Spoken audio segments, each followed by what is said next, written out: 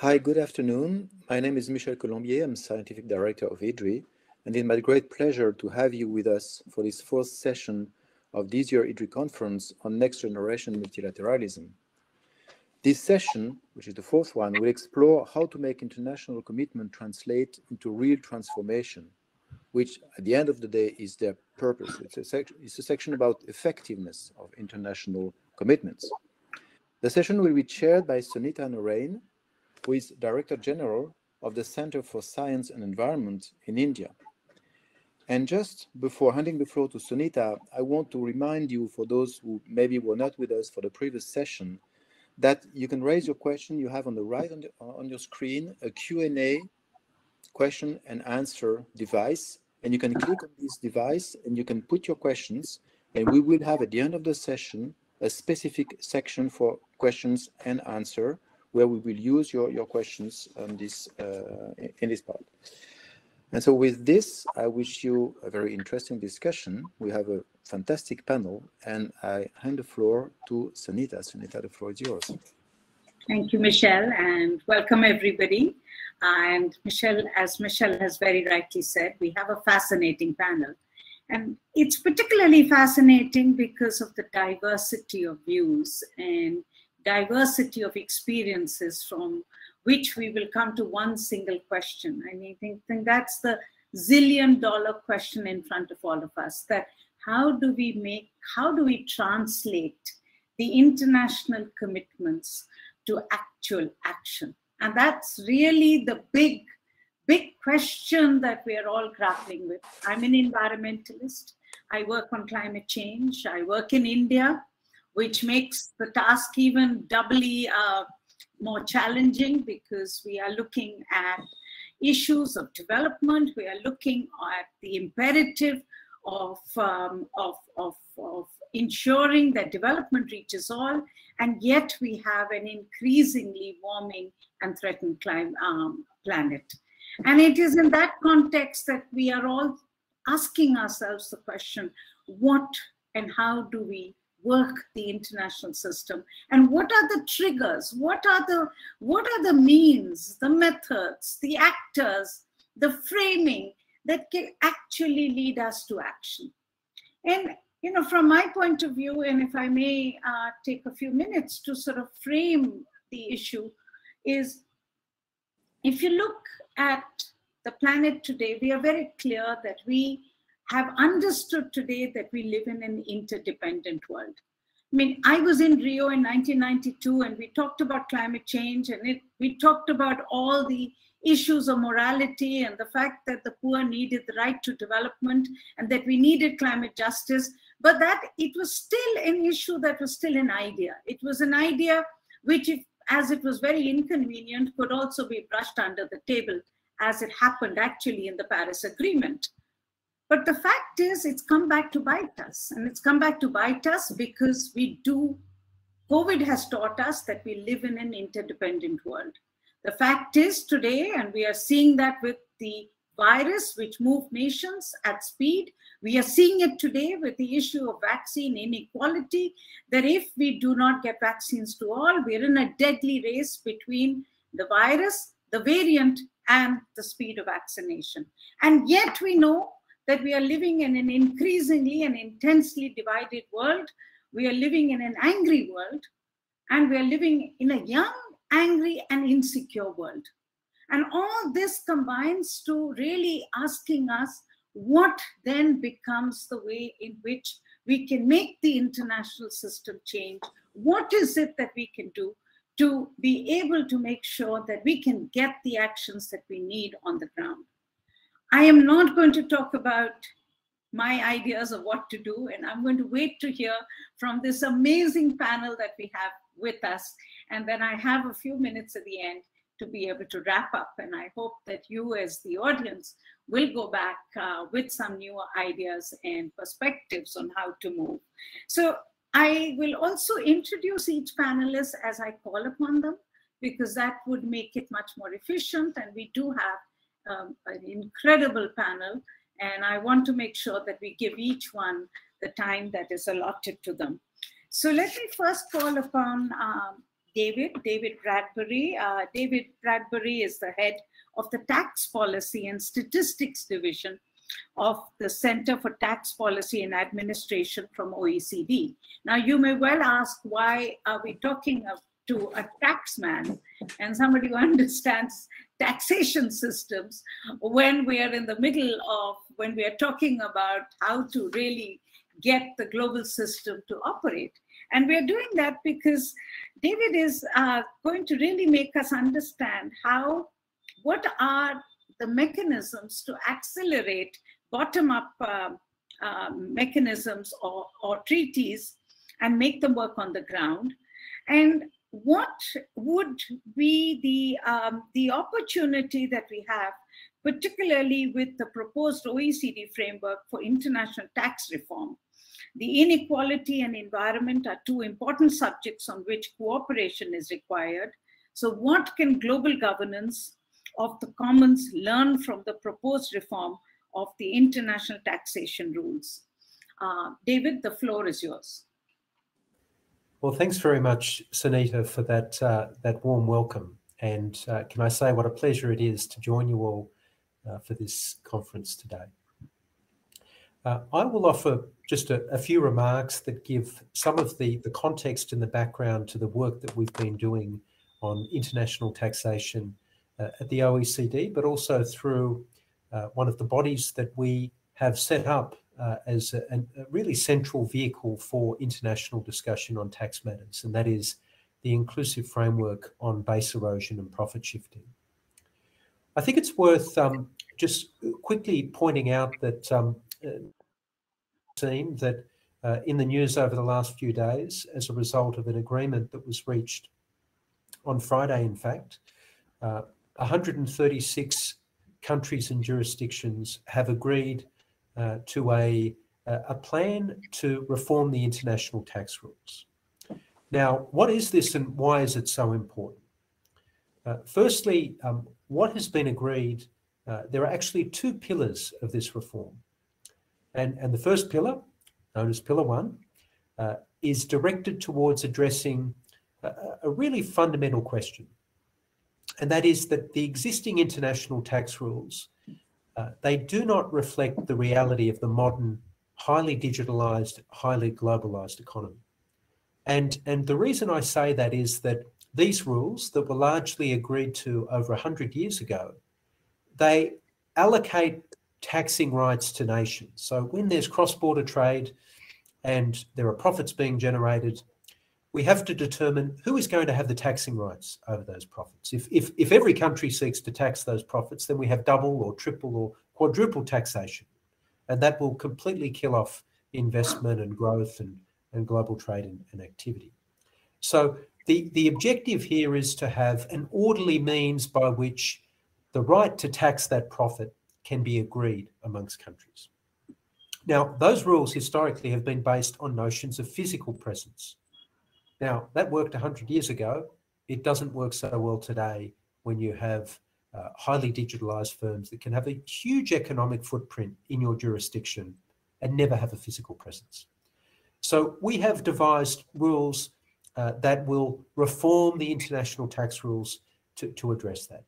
It will begin with a focus on large and profitable companies, groups that are above 20 billion euros of threshold, euros of turnover, and we will look at the residual profits or the super profits that they generate, and a portion of that will be allocated across the globe to those locations where the consumers or in fact the users of the technology are located.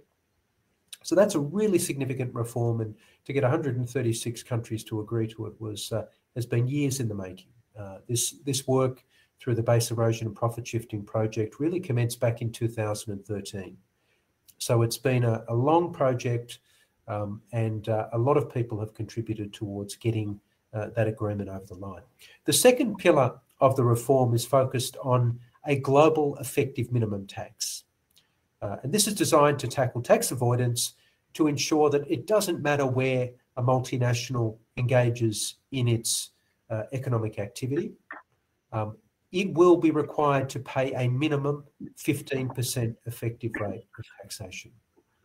Now, it's important to note that that's the effective rate. It's not the statutory rate, and that will have a significant impact. Now, in terms of the implementation of this agreement, it will be done largely through a multilateral agreement that is already, we've commenced the process of trying to draw that up. And there will be domestic legislation that will be required. Now, why is this significant? Well, it's significant in revenue terms because we estimate that the effect of Pillar 2 alone is likely to be an increase in tax revenues globally each year of $150 billion. So not insignificant, obviously significant, particularly in the context of COVID and the repairing of government balance sheets that requires. Now, in terms of the implementation, we have a record a track record in implementing reforms such as this. The BEPS project, or the Base Erosion and Profit Shifting project, which was carried out between 2013 and 2015, developed a set of minimum standards. And we have been working with countries to ensure the implementation of those standards since. A key mechanism or a key process through which enforcement, if you like, is achieved in a practical sense is through peer review. So the inclusive framework on BEPS, which has 140 jurisdictions, all coming together on an equal footing, we have a process of peer review to ensure that jurisdictions are meeting those minimum standards that have been previously agreed. That's what we have done through the Base Erosion and Profit Shifting project. We will use that type of model moving forward in terms of these new changes to the international tax rules. And it's also very similar to the model that we have in place for the Global Forum on Transparency and Exchange of Information on Request, which is a body that we established a number of years ago on the issue of transparency of the exchange of information.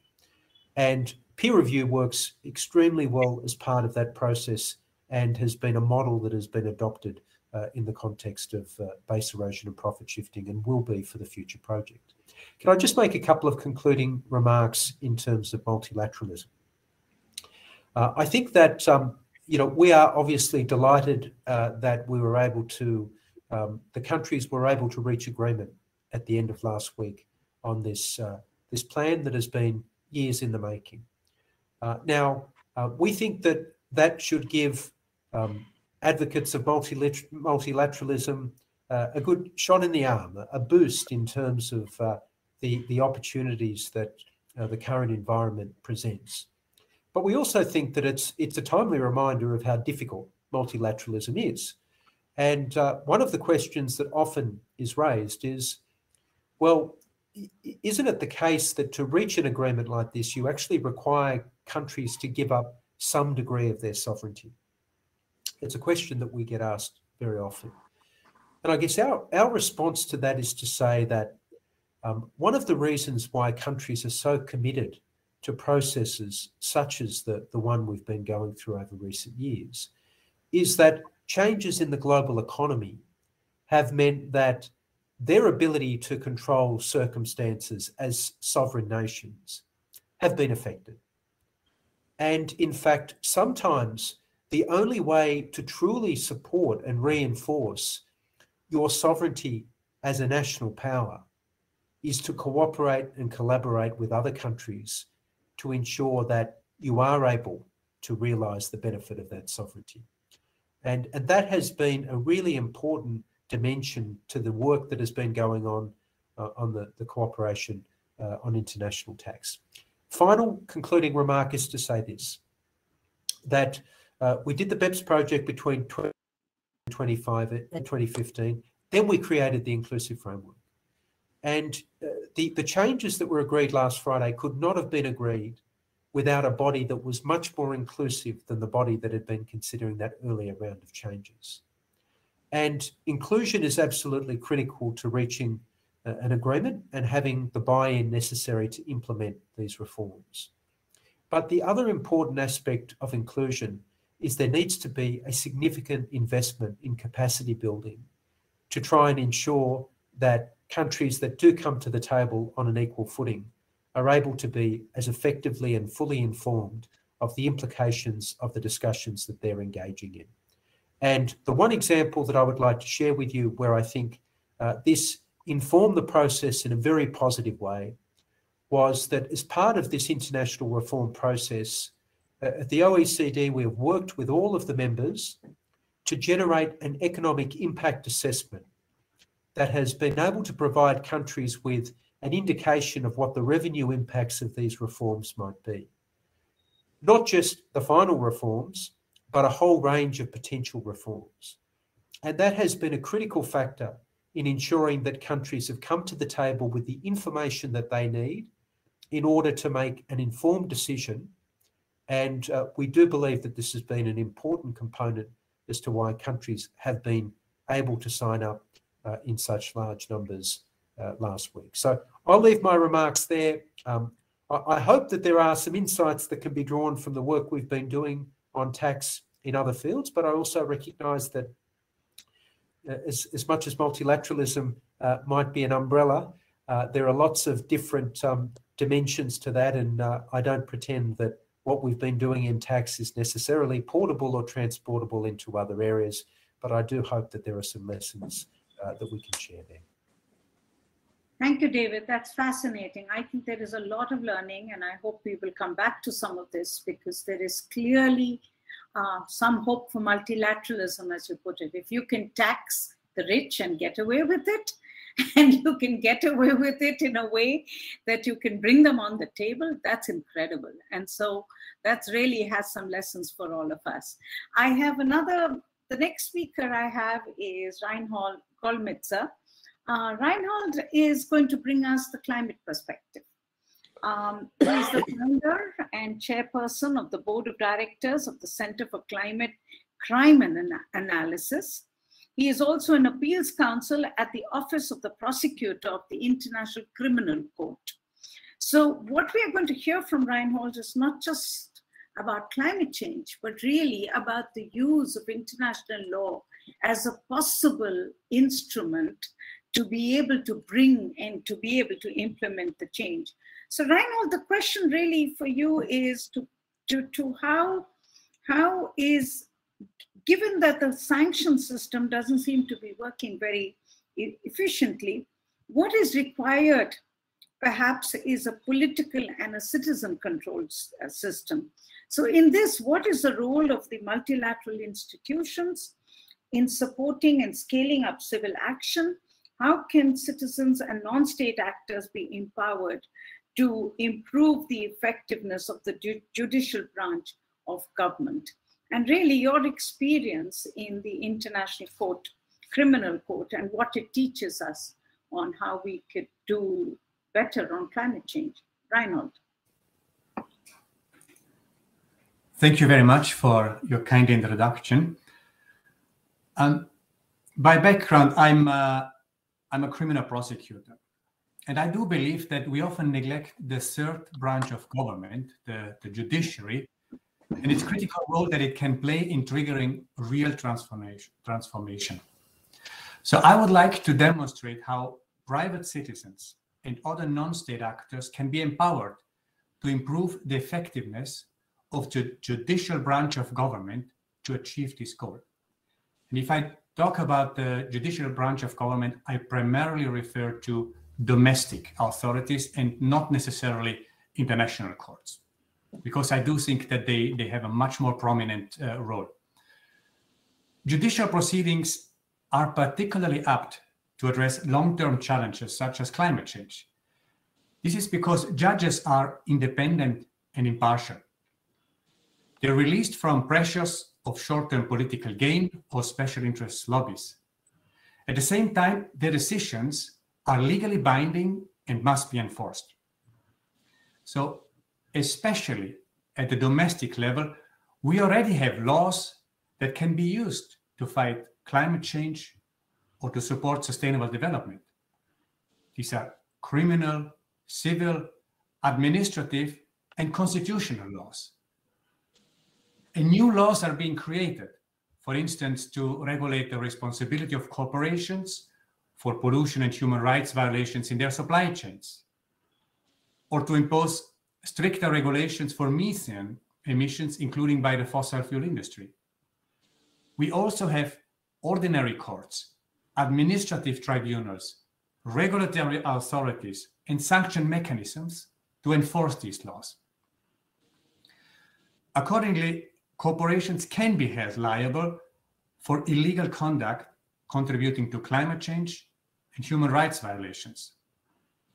For example, emissions resulting from deforestation and forest degradation account for about 12% of global greenhouse gas emissions.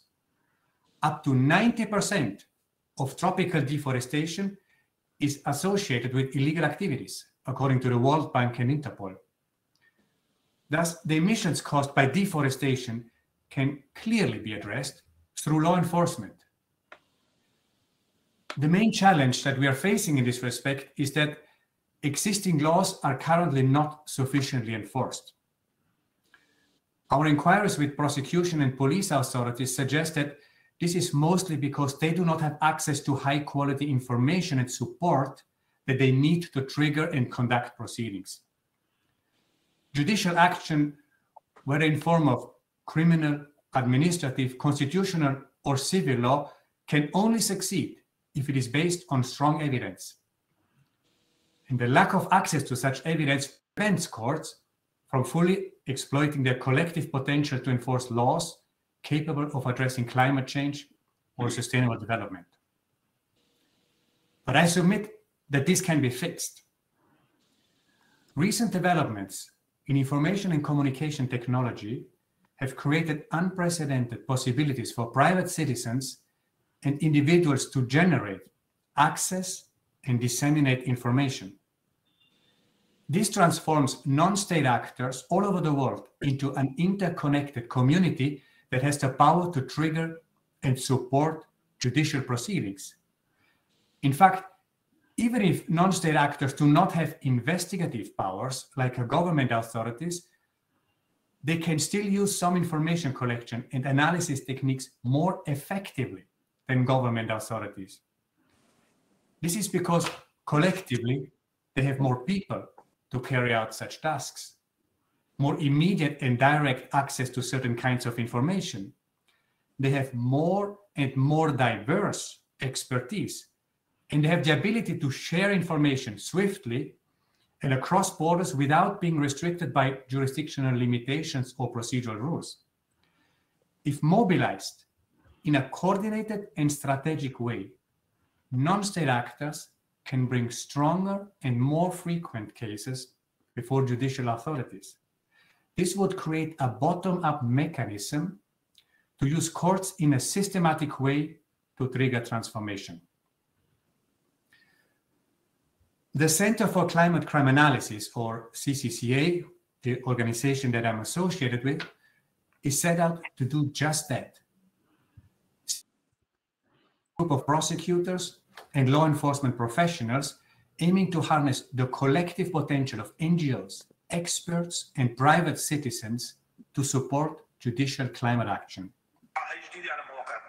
We bridge the gap between those who have access to information or expertise and law enforcement authorities. We strategically support and coordinate private actors in their efforts to collect high-quality information. We then conduct a legal and forensic analysis of the information and prepare concrete case files. These case files we then share with the competent law enforcement or regulatory authorities for law enforcement action. We share it with civil society organizations to support strategic litigation and advocacy. And we share it with private corporations to assist them in complying with their due diligence obligations or their voluntary sustainability standards. Our work is intended to have a force multiplier effect. First, it enhances the effectiveness of the investigations by our partners and the impact of their investigations. And second, it provides others, including law enforcement authorities, with high quality information to assist them in implementing their mandates. To illustrate how this works in practice, I would like to make a concrete example. CCCA is fighting illegal deforestation and related human rights violations in Brazil. To that end, we target the agricultural, commercial, and financial drivers of deforestation, both in Brazil and abroad. To conduct our investigation, we have built a broad and diverse network with local and international NGOs and expert organizations. These include grassroots communities, organizations with expertise in land rights, remote sensing technologies, commodity trading systems and financial systems, and scientific institutions. We also partnered with environmental organizations, investigative journalists, and groups specialized in open source investigations. We have further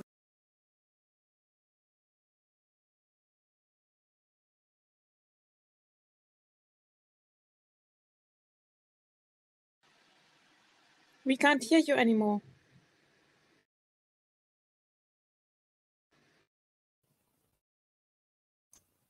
Can you hear me now? I'm sorry. Can you hear me?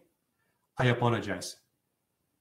So through our investigations, we are establishing that the supply chains of key commodity producing or trading companies, especially in the beef and timber sectors, dominated with illegal deforestation or other illegal conduct such as forced labor, corruption, or human rights violations. We're also showing that Brazilian and foreign investors finance companies that are involved in illegal deforestation. By sharing our evidence and analysis with law enforcement authorities, we seek to force these corporations to desist from engaging in or otherwise supporting climate-damaging practices. We have triggered and supported multiple cases brought by Brazilian federal prosecutors against slaughterhouses that sourced cattle from illegally deforested land. We have also provided evidence in support of a lawsuit against the French supermarket chain Casino under the new French due diligence law. Our evidence shows that Casino supermarkets in Brazil bought beef from slaughterhouses that were responsible for over 50,000 hectares of deforestation. We have provided evidence to European prosecutors showing that importing companies from those countries traded with illegally sourced timber in violation of the European Union timber regulation. And we have further provided evidence to domestic prosecutors showing that public banks finance properties responsible for illegal deforestation. To conclude, technological developments empower civil society and private citizens to strategically support the judicial branch of government to trigger expeditious transformation through a bottom-up approach. While we have proven this concept in a discrete area and in a limited region, I believe that collectively we can achieve much more. This bottom-up approach can be applied worldwide. It can also be used to address many different sources of greenhouse gas emissions or other unsustainable corporate practices. Thank you.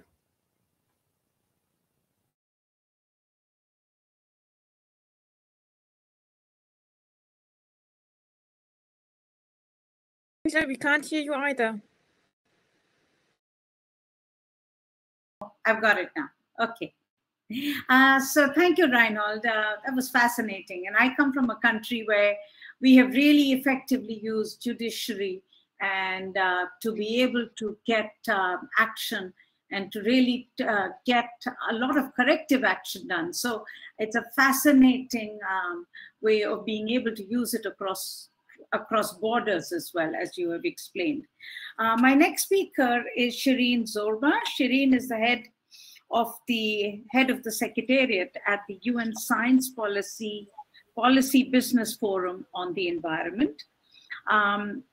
She's also the chief of the Science Policy Business Interface at UN Environment and is an expert at political communications and international relations. What I found very fascinating is Shireen has also worked on reporting on UN environments, reporting on the Green Initiative, and built capacity of development for journalists. Shireen, you will speak and explain to us really what are the disruptive political signals that could work to mobilize the private sector to prepare itself for the required sustainability transformation. Shireen? Thank you very much, Sunita, and what a pleasure to be part of this great panel. Now, you have given me such a packed question to think about, and the way I went about it is by going back to my community, which is made up of science, policy, business actors. It's a very unique group of people coming together under the UN flag, and we come together under the UN flag in a very interesting way. In 2017, government said, look, we need you to do more to bring these sectors together, not only to talk, but to work together. And what was clear to us was that we cannot deal with different actors as external or as an accessory to the process. They have to be part of it. And to do that, we created a board. And this is really unique, and it's very much an experiment that took a lot of courage, because for us to say, look, let's do it a bit differently. We have a board within the UN system, within a body like the UN Science Policy Business Forum, which I'm really proud to be a part of. And let us have these actors come together to take decisions, to prioritize, to work together, and to put on the table for policymakers, of course, with the UN being, you know, an intergovernmental agency, new ideas on how to move forward. Now, this is exactly what we need, isn't it? We need to rethink multilateralism. When we started in the 1940s and beyond, that was so many years ago, and the world has changed. And I think building trust, creating new narratives, new language, because there is a lot in behavioral science that actually is required for us to behave differently, to think differently, to assume responsibility, that can make things work and work better. But that, given the urgency that we require right now to move beyond, if we can, the crisis, environmental situation we're all in, I think we also need compliance. So I'll just take it from the top, really. And the way I understood what are the disruptive political signals that could transform business action, I kind of, as I said, had these discussions with these groups, and very fast, really, but it's been ongoing now since 2017. So there's a lot to be learned. And I'll just share a few with you. And then the business sector, some of the biggest actors who are known to be very much working towards sustainability, came back with a few ideas, and they asked me to share them with you. I am not their spokesperson, but in this situation, I'll just reflect these ideas. So let me start with this thought. One of the things we learned the past 50 years is that the success of or failure of our multilateral systems perhaps begins and ends with compliance. If we do not comply, then we are sloppy. Compliance by governments, citizens, and of course, business. Now, business and industry are not external, as I said, to these processes. And this needs to be reflected as we try to reform, to redesign, to co-create a new multilateral system for the next 50 years and beyond. Now, achieving acceptable compliance levels against environmental targets begins and ends, again, I think, with national level legislation and transparency that is supported by multilateral systems. So it's not only a top-down approach. Things don't work like that in the real world. So going back to the question of disruptive political signals, the first would be an absolute upsurge of nature-positive national level legislation. We need more of that. We need nature-positive national level legislation that is based on natural processes, trade incentives, and I do hope, and I'm sure we heard a lot of that, especially in the past sessions yesterday. Last month, the Republic of Korea became the 14th country in the world to legislate carbon neutrality. Isn't that wonderful? So we only have 14 countries globally to have taken that from promises and pledges to legislation, things that you can look at in their law and you have to follow. Now, the other countries, of course, I mean, France, Germany, Canada, Ireland, also have Japan and many others. We have New Zealand, we have Spain, we have Sweden. Not enough, obviously, and not enough from the developing world. So under the law, Korea will have to axe greenhouse gas emissions by 35% by 2030. I think this is transformational. And the implication in terms of how it manages that is also quite fascinating, something to look at, especially in the developing world. Now, the Carbon Neutrality Act has faced severe criticisms in this country, just as a case in point, since it was endorsed by the National Assembly. So while business associations expressed concerns that new green compliances would hurt the competitiveness of the country's major industries, which heavily rely on manufacturing sector, civic groups denounced the minimum goal of cutting down greenhouse gas emissions by 35% by 2030, saying the target is too low to cope with the climate crisis. I say this is a healthy debate, one that is taken against the backdrop of serious action that cannot be ignored by any sector. This kind of action needs to be scaled up.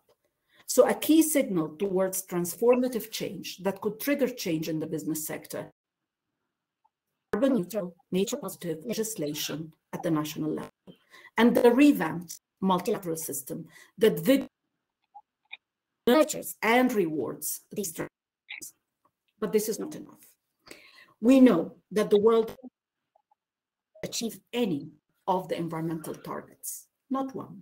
So I was just saying that none of the Aichi targets were fully met. The world is not on a pathway to meet the Paris targets. Actually, we're on a path of 3 degrees Celsius to 4 degrees Celsius instead of 2 degrees Celsius to 1.5 degrees Celsius. So we need to overhaul our economic systems. And I'm sure we've been saying time, but we also need to hold the values behind them. Bretton Woods is over 70 years old. It is essential we move on. We need to complement or move beyond the use of GDP. We need to go beyond GDP, and the UN Environment Programme has been calling for that for years. Many others have as well. So it's a concept that was first introduced by the end of the 1800s. Can't we see it is outdated? And we need to include human welfare as part of that measure, and of course, environmental sustainability. So we need to look at inclusive wealth in decision-making, build human and natural capital, which is a much better measure of sustainable economic growth. Now, these are the kind of policy-led signals that can lead everybody to transform, including the industry sector, if we are serious, and we need to be serious.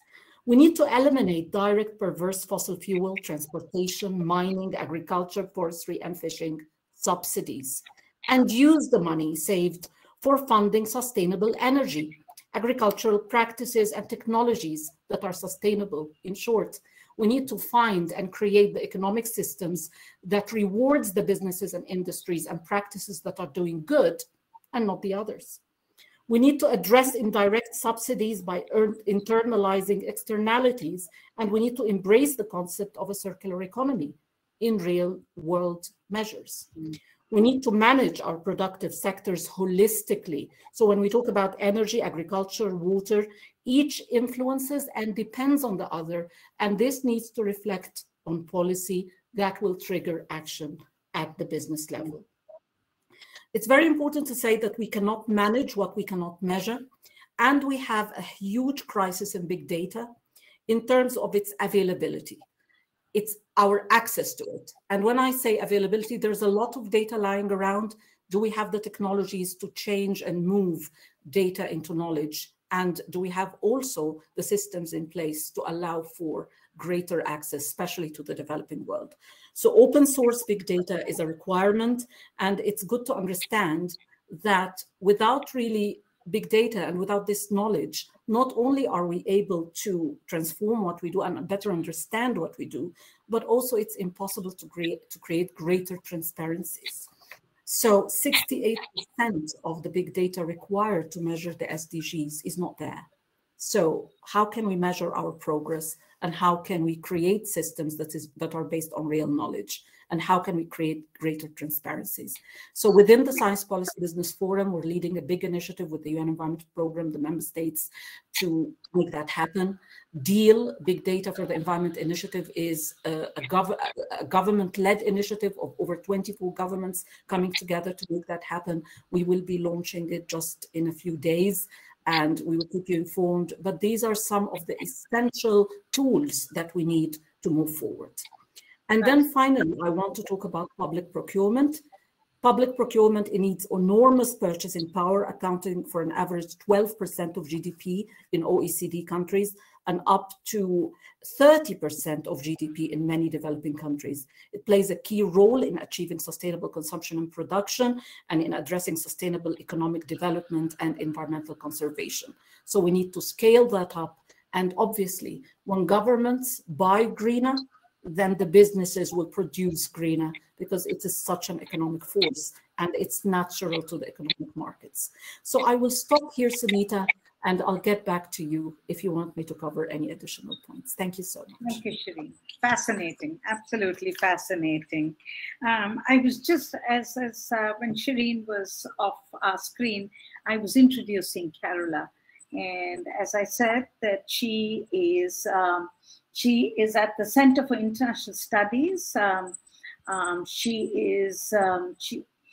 She works at the interface of political science, human geography, and development studies, and her research focuses on climate change adaptation and climate change policy more generally.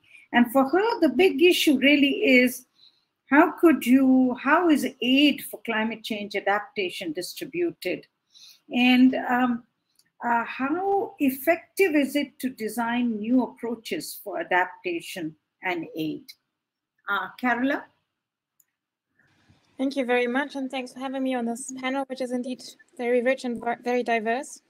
But I'm happy to see that some of the points that have been made previously also fit in with what I was going to say. And I, in the interest of time and in the hope of leaving as much time as possible for a discussion, I will try to be very brief.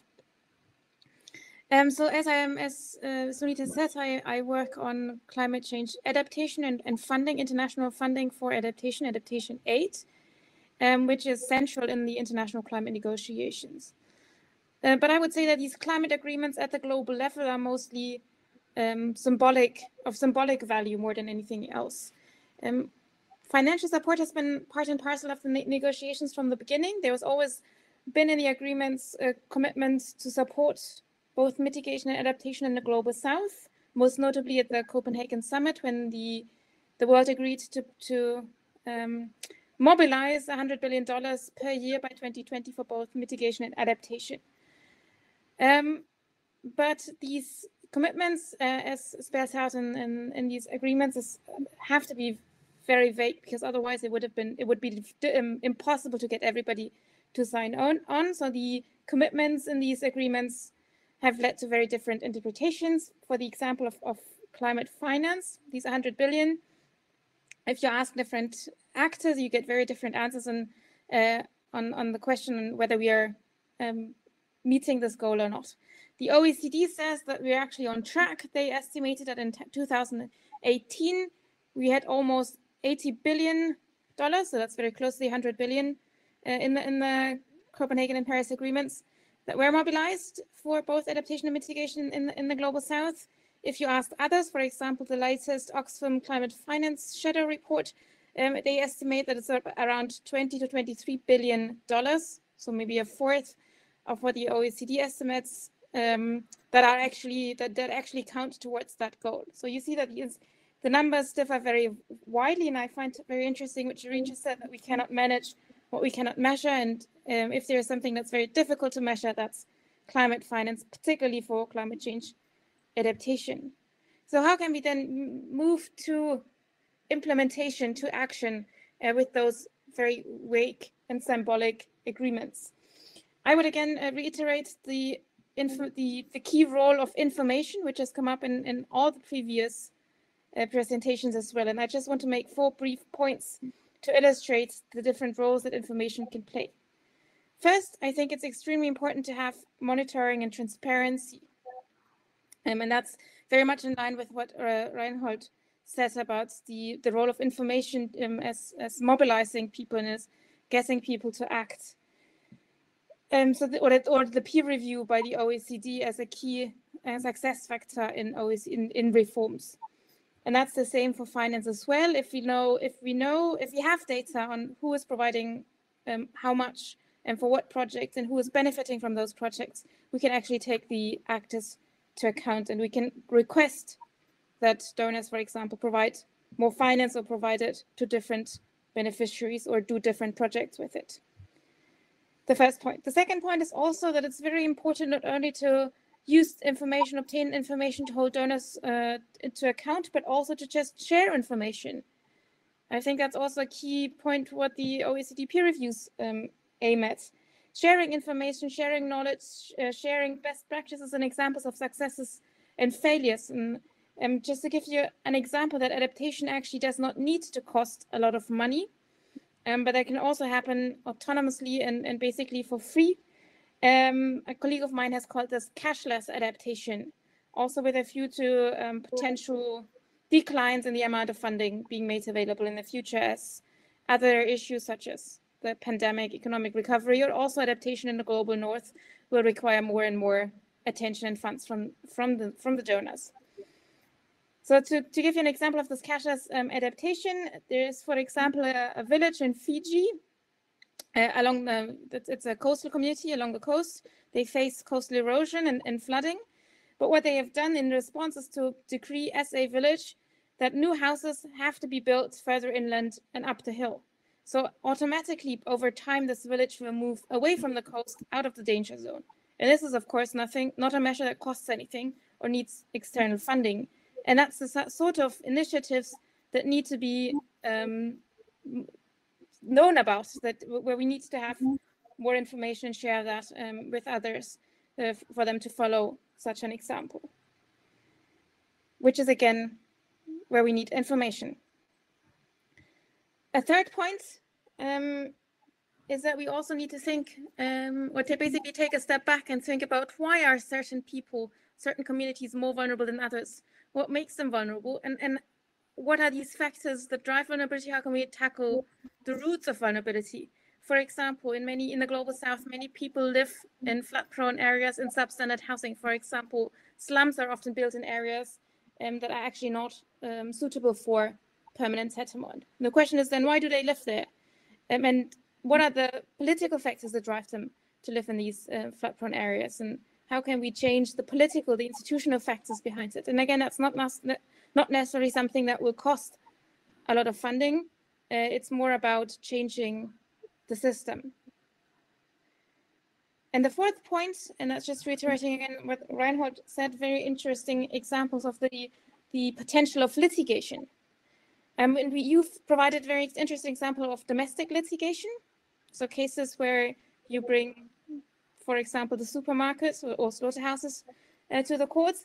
And you also see increasing numbers of climate court cases where countries are held to account for their international commitments and actually putting them into action. I think that's very promising way ahead to actually get actors, get countries respect the commitments that they have made at the international level. But for that, again, we need lots of information to also establish causal mechanisms and make interpretations that help put commitments into action. I think I will leave it at that. I'm very happy to come back to any of these points, or there's many more things that could be said about the example of climate finance and adaptation finance. But with an eye to the clock, I'll just leave it here for the moment. Thank you. Thank you very much, Carola. Fascinating again.